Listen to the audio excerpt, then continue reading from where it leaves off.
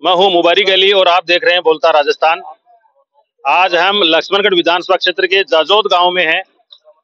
यहां भारतीय जनता पार्टी के प्रत्याशी सुभाष महरिया की अभी सभा सभा संपन्न हुई है और इस कार्यक्रम में शिरकत करने के लिए जयपुर से तशरीफ लाए जावेद कुरैशी। जावेद कुरैशी भारतीय जनता पार्टी अल्पसंख्यक मोर्चा के प्रदेश उपाध्यक्ष है। आइए जानते हैं कि अभी विधानसभा चुनाव 2023 जो चल रहा है उसको लेकर क्या उनका रुख है, उनकी पार्टी की क्या तैयारियां हैं, जीत को लेकर कितने आशान्वित हैं, इस सीट पर उनको क्या लगता है। बहुत सारी बातें हम उनसे करेंगे, आप हमारे साथ बने रहिए। सर, सबसे पहले तो स्वागत है आपका। बहुत बहुत धन्यवाद आपका, आपने हमें अपने इंटरव्यू के लिए टाइम दिया। अब ये अपना चुनाव है, अब 3 दिन शेष है तो अंतिम दौर में पहुंच चुका है। कल शाम 6 बजे तक जो सभाओं का दौर है वो समाप्त हो जाएगा और निर्णायक जो चीजें होती है वो लास्ट 3 दिनों में होती है। तो आप जैसे फील्ड में जा रहे हैं, लोगों की नब्ज टटोल रहे हैं, क्या लग रहा है आपको? सबसे पहले तो मुझे आश्चर्य हो रहा है कि इतने भ्रष्टाचार करके किस मुंह से आपके स्थानीय विधायक लोगों के बीच में जा रहे हैं, इतनी पाखंड करके किस मुंह से वो लोगों के बीच में वोट मांगने जा रहे हैं। मुझे तो इस बात का आश्चर्य हो रहा है। और सुभाष महरिया जी जो यहाँ के स्थानीय आपके प्रत्याशी हैं, मैं जब गांव गांव ढाणी ढाणी और शहर नगर में घूम रहा हूँ तो मुझे ये महसूस हो रहा है कि उनकी यहाँ पे जो छवि है वो बड़ी साफ छवि है। लोग उनको बड़े सम्मान से जानते हैं। जो कई लोग मैंने ऐसे भी देखे जो उनको उनको वोट नहीं देना चाहते। कई लोग कहते हैं कि आपकी भारतीय जनता पार्टी की पॉलिसी अच्छी नहीं है, हमें लाइक नहीं करते। हमारे पास ये वीडियो आ गया, हमें लोग कई वीडियो भी बताते हैं कि देखो आपके किसी नेता ने ये बोल दिया, वो बोल दिया। पर वो बोलने के बावजूद भी किसी ने अभी तक सुभाष महरिया जी की बुराई नहीं की। उन्होंने ये नहीं कहा कि नहीं मैं सुभाष महरिया जी को वोट नहीं दूंगा, ऐसा किसी ने नहीं कहा। मुझे मुझे ये कहा कि भाई हम लोग ये ऐसी नीति है, फिर बाद में हमने समझा कि उनको कन्वर्ट कर लिया, वो अलग बात है। पर पहली बार में किसी ने ये नहीं कहा कि सुभाष महरिया जी अच्छे आदमी नहीं है या उनके ऊपर फलाने भ्रष्टाचार के आरोप है इसलिए हम उनको वोट नहीं देंगे। उनको सब वोट देना चाहते हैं पर उनके पास कोई कन्वर्ट करने वाला चाहिए, उनके जाके कोई समझाने वाला चाहिए। अल्पसंख्यक समाज की तो मैं ये गारंटी लेता हूँ कि यहाँ 42,000 वोट अल्पसंख्यक समाज के हैं। मैं इस बात के लिए आश्वस्त हूँ कि उसमें से कम ऐतिहासिक रूप से 10 से 12,000 वोट सिर्फ और सिर्फ सुभाष महरिया जी को ही पड़ेंगे। सुभाष महरिया जी की एज ए भाजपा प्रतिनिधि होने के नाते आप पैरवी करते हैं। कांग्रेस उन पर यह आरोप लगाती है कि वो 15 साल लगभग सांसद रहे हैं, 3 बार सीकर विधानसभा सीट से, लक्ष्मणगढ़ भी सीकर में आता है। तो वो उनसे पूछते हैं कि जब वो सांसद थे, केंद्र में मंत्री थे, तब उन्होंने इलाके के लिए किया क्या? सर आप कैसी बात कर रहे हैं? जो लोग इस तरह की बात, मेरा नहीं है, मैं नहीं कर रहा हूँ बात ये। हाँ, सामने जो प्रत्याशी हैं उनका ये खुला सवाल रहता है। मैं समझ गया। मैं आप कैसी बात कर रहे हैं, मतलब लोग कैसी बात कर रहे हैं, जो ये लोग बात कर रहे हैं, मैं उनसे मुखातिब होके ये बोल रहा हूँ आपको कि यहाँ पे मैंने खुद ने जायजा लिया इस चीजों का कि कई ओवरब्रिज थे जो सुभाष महरिया जी के काल में बने, कई सड़कों का निर्माण हुआ जो सुभाष महरिया जी के काल में हुआ, और ऐसी कई सारी चीजें हैं जो उनके काल में अब लोग 15 साल बाद भूल जाए तो अलग बात है। जो विरोध करने वाले होते हैं वो तो करे हुए काम को भी नकार जाते हैं कि ये काम नहीं नहीं उन्होंने नहीं किया, ये तो पहली सरकार ने किया था, इन्होंने तो उद्घाटन किया है। पर काम हुआ ना, मेन मुद्दा ये है, मेन बात ये है, इशू ये है कि काम हुआ या नहीं हुआ। तो सुभाष महरिया जी ने बहुत काम किया है और आने वाले टाइम, और तब बजट भी इतने नहीं हुआ करते थे जितना अभी है, और आने वाले टाइम पे और बजट इंप्रूव होगा यहाँ पे। जब राजस्थान की में भी सरकार रहेगी, केंद्र में भी सरकार रहेगी, तो जब डबल इंजन की सरकार यहाँ काम करेगी तो विकास, चहुमुखी विकास आपके लक्ष्मणगढ़ की विधानसभा के अंदर ही नहीं, मैं पूरे राजस्थान की गारंटी लेता हूँ कि भाजपा शासन में पूरे राजस्थान के अंदर बहुत अच्छा काम होने वाला है। बात की शुरुआत में जावेद भाई आपने आरोप लगाया कि कांग्रेस के प्रत्याशी किस मुंह से जनता के सामने जा रहे हैं, भ्रष्टाचार के आकंठ में डूबे हुए हैं। लेकिन वो इन पर यह आरोप लगाते हैं कि 76 साल से महरिया जी का परिवार राजनीति में है। राव राजा कल्याण सिंह के बराबर उनके जो पूर्वज हैं वो बैठते थे। पहले कांग्रेस में भी इनके परिवार के लोग मंत्री रहे। तो इन्होंने जिले को, एरिया को कुछ भी नहीं दिया, पावर में ये लोग हमेशा रहे। और वो ये कहते हैं कि ये कर भी सकते थे लेकिन इनको भ्रष्टाचार से फुर्सत नहीं थी। देखिए, आरोप प्रत्यारोप राजनीति में चलते रहते हैं, ठीक है। आरोप सिद्ध नहीं होते हैं, उनको अपनी साख बचाने के लिए आरोप सामने वाले पे लगाना ही पड़ेगा। ये आरोप मन गढ़ंत आरोप मानता हूं मैं। इन आरोपों का कोई आधार नहीं है, कोई इनका बेस नहीं है। जब भारतीय जनता पार्टी की यहाँ पे सरकार आएगी तो आप खुद देखेंगे विकास यहाँ पे होगा, और मैं समय समय पर यहाँ पे आऊंगा और आप लोगों से भी मुखातिब होऊंगा, क्योंकि मैंने यहाँ के मुस्लिम समाज से, अल्पसंख्यक समाज से ये वादा किया है कि अगर आपको कभी भी प्रॉब्लम हो उनको रीच आउट करने में, तो आप मुझसे डायरेक्ट बात कर सकते हैं। एक बात जो आपने खुद कही कि भाजपा नेता है वो अलग तरह की बयानबाजी माइनॉरिटी के खिलाफ करते रहते हैं, और ये बात भी आपकी ठीक है कि यहाँ माइनॉरिटी का एक समूह है वो भाजपा की तरफ जा रहा है और वो ये सुभाष जी की वजह से या किसी भी वजह से जा रहे हैं, लेकिन उन बयानों को लेकर आप कैसे डिपेंड करते हैं? देखिए सर, बयान ऐसे होते हैं जिनके लिए आप जिन पर रोक नहीं लगा सकते, और असामाजिक तत्व हर परिवार में भी आप देखेंगे कि अगर किसी परिवार में 4 भाई हैं, तो वो 4 एक तरह नहीं होते। जो उनके ऐसे अलग-अलग बयानबाजी करते हैं वो असामाजिक तत्व हैं, चाहे किसी भी पार्टी के लोग हों वो। बिल्कुल, जो अगर ऐसे गलत बयानबाजी करते हैं, उनको हमारी पार्टी एंडोर्स नहीं करती ना। आप देखेंगे वहाँ संदीप दायमा जी ने बयान दिया तो पार्टी ने एक्शन लिया ना उनके खिलाफ। संसद में बहुत आपत्तिजनक आतंकी जैसे शब्दों का एक चुने हुए जनप्रतिनिधि का इस्तेमाल हुआ, उन पर क्या कार्रवाई हुई सर, और उनको कैसे आप डिपेंड करते हैं, क्या कार्रवाई की पार्टी ने? नहीं, वो पार्टी अपने स्तर पर देखो, हमारी भारतीय जनता उनको पार्टी टोंक का प्रभारी बना दिया यहाँ राजस्थान में, मतलब महिमा मंडित ज्यादा कर दिया है। महिमा मंडन नहीं हुआ, वो तो पहले से ही तय होती है चीजें पार्टी के अंदर। कई हमारी पार्टी इस तरह से काम नहीं करती कि एट द मोमेंट हम चीजें डिसाइड करते हैं। कई चीजों की चर्चा एक साल पहले हो चुकी होती है, तो उसको इससे जोड़ के नहीं देखना चाहिए। और मेरा ये मानना है कि हमारी पार्टी के अंदर एक अलग से डिपार्टमेंट बना हुआ है जो ऐसी चीजों के ऊपर एक्शन लेता है या नोटिस जारी करता है, उनको समझाइश करता है, बुझाइश करता है, या कभी कभार आवेश के अंदर भी कई ऐसी चीजें निकल जाती है, तो उनका बहुत बड़ा इशू नहीं बनाना चाहिए, मेरे को ये लगता है। इसके अलावा बार बार जैसे पाकिस्तान से, जबकि ये बाई चॉइस जो हिंदुस्तानी मुस्लिम है उनको उससे जोड़कर देखा जाता है, शक की निगाह से देखा जाता है, या दोयम दर्जा का उनको समझा जाता है। तो माइनॉरिटी का जो जो लोग हैं, लीडर्स को भी यही कहते हैं कि भाई हम कहीं भी वोट डाल सकते हैं, लेकिन भाजपा में उनका वोट की तरफ रुझान थोड़ा सा कम रहता है। तो फिर आप एज ए प्रतिनिधि कभी ये कोशिश करते हैं कि इस तरह की बयानबाजी कम हो और आपकी पार्टी का जनाधार बढ़े? देखिए, आप खुद देख रहे हैं कि मैरिया जी, खुद आप स्थानीय विधायक के चुनाव की बात करिए तो आप मैरिया जी को भी देखेंगे कि माइनॉरिटी के अंदर, एरियाज के अंदर जा रहे हैं, लोगों से जनसंपर्क कर रहे हैं।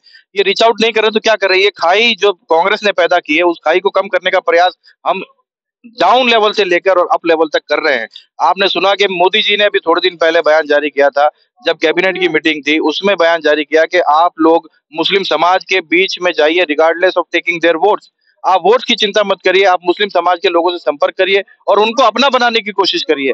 जब देश का प्रधानमंत्री इस तरह की बात कर रहा है तो गैप की कहीं बात ही नहीं है।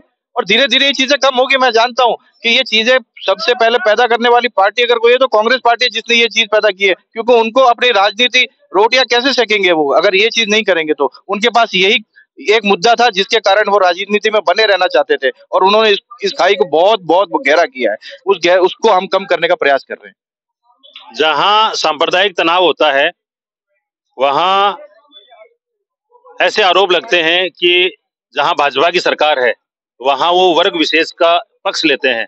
मीडिया की रिपोर्ट्स ऐसी हैं। नहीं नहीं, इन रिपोर्ट्स पे मैं सहमत नहीं हूँ। दैनिक भास्कर की रिपोर्ट है कि नूह में, हरियाणा नूह में जो दंगे हुए वहां भाजपा की सरकार है, और जो मामले दर्ज हुए वो 98% एक वर्ग विशेष के खिलाफ दर्ज हुए। तो उनके बारे में है आपको जानकारी, है कुछ कहना चाहेंगे? मुझे जानकारी है, उसमें आप देखिए मोनू मानेसर को अरेस्ट कर लिया गया है, दोषियों पे कार्रवाई हुई है, भाजपा सरकार में ही तो हुई है। राजस्थान में अगर आपके मन के मुताबिक रिजल्ट आता है, जिसका आप दावा भी कर रहे हैं, तो अल्पसंख्यकों के लिए विशेष क्या करेगी आपकी सरकार? आपने हमारा घोषणा पत्र अगर पढ़ा होगा तो आपने देखा होगा कि उसके अंदर ये लिखा है, उसके अंदर ये नहीं लिखा है कि भारतीय जनता पार्टी की सरकार आई तो हिंदुओं को ये लाभ मिलेगा या मुसलमानों को। भारतीय जनता पार्टी सबका साथ, सबका विकास, सबका विश्वास, इसी भावना के साथ में आगे चलती है।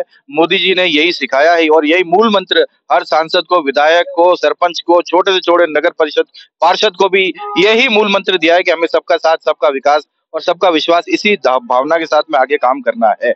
तो जो हमारा घोषणा पत्र है, जिसको हम संकल्प पत्र कह रहे हैं, उसके अंदर भी हमने गरीबों के लिए योजना लाई है। अब गरीब कोई भी हो सकता है, अगर गरीब मुसलमान है तो उसके लिए भी योजना पूर्ण रूप से लागू होगी और वही फायदा उसको मिलेगा। जैसे कि 1200 रुपए वार्षिक हम यूनिफॉर्म और एसेंशियल चीजों की देने की बात कर रहे हैं, या गरीबों को, महिलाओं को लखपति दीदी के अंदर, योजना के अंदर, या किसानों को।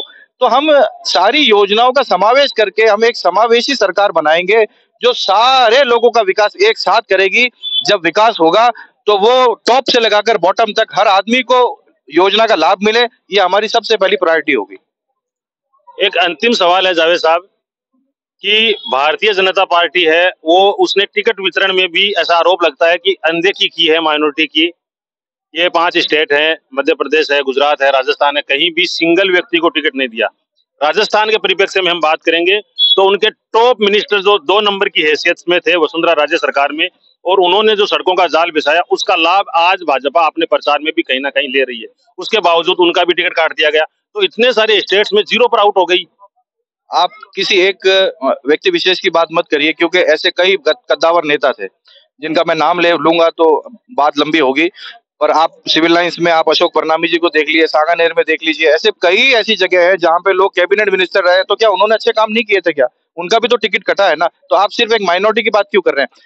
अब आप हंसेंगे इस बात को लेकर भी जब मैं कहूंगा कि इसका भी मैं जिम्मेवार कांग्रेस को मानता हूं, क्योंकि कांग्रेस ने जब इस खाई को पैदा किया तो मुसलमानों ने भाजपा को वोट देना बंद कर दिया। अब हम कहीं ऐसी जगह तो टिकट नहीं दे सकते ना। अब यहाँ माइनॉरिटी 40,000 है, फिर भी हम यहाँ पे माइनॉरिटी को क्यों नहीं दे रहे? क्योंकि माइनॉरिटी को भी ये सोचना चाहिए कि आप रिगार्डलेस ऑफ ये सारी वीडियो छोटी छोटी चीजों को नोटिस करने के अलावा आप वोट देने का काम करें। ये तो बड़ा मुद्दा है। कांग्रेस के प्रत्याशी मुस्लिम मोहल्लों में और मुस्लिम इलाकों में इसको मुद्दा बना रहे हैं यहाँ, क्योंकि मूल जो एरिया है वो यहाँ से यूनुस खान जी गए हैं। बनाए क्या सर? मुद्दा हम भी बनाए कि ईडी के अंदर 2 बार उनके बेटों को बुलाया गया, उनको बुलाया गया। ईडी उनके ऊपर क्यों कार्रवाई कर रही है? ईडी तो इंडिपेंडेंट संस्थान है। पेपर लीक के अंदर सबसे ज्यादा इनके लोगों का नाम क्यों आया? आरपीएससी के अंदर सबसे ज्यादा इनके लोग, घर के लोग सेलेक्ट क्यों हुए? उनके पास पेपर कहां से चले गए? और युवाओं के साथ जो इन्होंने भविष्य के साथ खिलवाड़ किया, वो क्या मुद्दा नहीं है? उसको आप मुद्दा नहीं मानते क्या? ये छोटी छोटी फर्जी चीजों को मुद्दा बना रहे कांग्रेस पार्टी। ये फर्जी चीजों, ये मुद्दा का स्टैंड ही नहीं करता है सर। मुद्दा तो ये स्टैंड करता है कि जो वास्तव में धरातल के ऊपर इन्होंने भ्रष्टाचार किया, पेपर लीक करने का काम किया। आप नगरपालिका में जाके देखिए, आज आपके स्थानीय लोगों की बात करता हूं मैं, जब वो 2 पैसे नहीं देते उनका काम नहीं होता है, उनको भवन निर्माण की स्वीकृति नहीं मिलती, किसी को पट्टे जारी नहीं होते। ये भ्रष्टाचार नहीं है क्या? आपकी स्थानीय चीज, आपके स्थानीय इशू ये है, आपको इन पे बात करनी चाहिए। जब इन पे बात करते हो आप हिंदू मुस्लिम की बात करने लगते हैं। आप ये कहते हैं मुसलमानों को टिकट नहीं दिया, इसको इशू बना रहे हैं आप। ये इशू बनाने की बात नहीं है। इशू ये है कि आपने आज तक माइनॉरिटी को क्या दिया? 70 साल तक आपकी सरकार रही, क्या किसी एक जगह आपको एक आदमी नहीं मिला जिसको आप मुख्यमंत्री बना सके? कोई एक मुसलमान नहीं मिला किसी पूरे भारत के अंदर कि आप जिसको एक मुख्यमंत्री बना सके? नहीं बनाया। तो ये खोखली बातें हैं कांग्रेस की, इसका कोई लेना देना नहीं है। ये सिर्फ स्टेज के ऊपर बात करते हैं और तुष्टीकरण की राजनीति करते हैं। अगर इन्होंने वास्तव में विकास किया होता तो आज भारत की शीर्ष संस्थानों पर मुसलमान होते। मेरा सवाल यह था जावेद साहब कि राजस्थान की 200 सीटों पर कोई जीता हुआ उम्मीदवार मुस्लिम अल्पसंख्यक नहीं मिला भाजपा को। आपने कहा आपके कद्दावर नेताओं के टिकट कटे हैं, लेकिन उनकी जगह उनकी जब मुसलमान वोट देना चालू करेगा तो भारतीय जनता पार्टी डिबेट नहीं है, 1 to 1 बात हो रही है। 1 to 1 ही बात कर रहा हूँ सर। इस बात का जवाब मैं ये दे रहा हूँ आपको, अभी मुसलमान हमारे जो मुस्लिम भाई हैं थोड़े से दूर हैं, टिकट जिसको मिलता है वोट नहीं दे पा रहे हैं। जब ये खाई हमको कम कर देंगे तब एक वक्त ऐसा भी आएगा, और हो सकता है अगले विधानसभा लोकसभा चुनाव में भी हम कोशिश ये करेंगे कि अधिक से अधिक अल्पसंख्यक जहाँ पे बाहुल्य क्षेत्र है वहां पे अल्पसंख्यक लोगों को टिकट मिले, और अल्पसंख्यक लोगों को भी ये समझाएंगे कि भाई आप भाजपा का प्रत्याशी मुसलमान है, आप इसको वोट दीजिए। यहाँ से कई सीटों पर भाजपा के सिंबल पर विधानसभा में जीत के गए हैं, जिनमें 3 मुख्य रूप से मैं हमारे नजदीक है वो बता सकता हूँ। इतिहास में पहली बार डीडवाना में कमल खिला, मुस्लिम जीत के गया पहली बार। नागौर से हबीबुर रहमान यहाँ से जीत कर गए हैं। धौलपुर से आपके सामने अब्दुल सगीर, आप तो यहीं के हैं, जीत कर गए हैं। इसके बावजूद इस बार यही रहा क्या कि इस मतलब कोई ध्रुवीकरण की बात नहीं, इस बार परिस्थितियां वैसी नहीं रही होंगी। सर्वे रिपोर्ट्स क्या को टटोला गया होगा, सर्वे रिपोर्ट्स को जब देखा गया होगा तो हो सकता है ऐसा पाया गया हो कि भाई यहाँ जीता उम्मीदवार नहीं है उनके पास में, इसलिए टिकट नहीं दिया होगा। अगली बार जब कोई जीता उम्मीदवार होगा तो हम जरूर टिकट देंगे उसको। अन्य स्टेट में भी यही हालात है क्या? बिल्कुल होंगे, मैं सर्वे को मानता हूँ। चलिए, तो ये थे जावेद कुरैशी साहब जो जयपुर से हमारे बीच पधारे, भारतीय जनता पार्टी अल्पसंख्यक मोर्चा के प्रदेश उपाध्यक्ष हैं। सर का हमारे साथ जुड़ने के लिए बहुत बहुत धन्यवाद। आप देखते रहिए बोलता राजस्थान। बहुत बहुत धन्यवाद, आपने हमें यहाँ बुलाया, और कोशिश करेंगे हम जनता की सारी उम्मीदों पर खरा उतरें। विशेषकर अल्पसंख्यक समाज के लिए हम जितनी कल्याणकारी योजना ला पाएंगे और अल्पसंख्यक समाज को आने वाली सरकार में जितना फायदा पहुंचा पाएंगे वो पहुंचाने का पूरा भरसक प्रयास करेंगे। बहुत बहुत धन्यवाद। तो देखते रहिए बोलता राजस्थान। फिलहाल मुबारक अली को दीजिए इजाजत। जय हिंद।